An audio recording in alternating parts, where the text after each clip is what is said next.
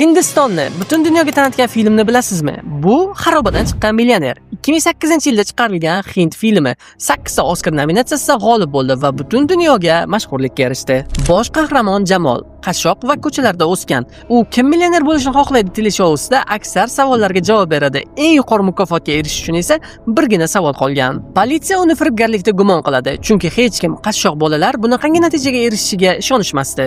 Har bitta savol Jamolning hayotidan olingan xotiralar bilan bog'liq edi. Qabristonda o'tkazilgan bolalik, yo'qotilgan onasi, qiyin sarguzashtlar. Film musiqalari ham unutilmas qilib yaratilgan. Eng yaxshi soundtrack, eng yaxshi original qo'shiq nominatsiyalarida Oscarda g'oliblikka erishdi.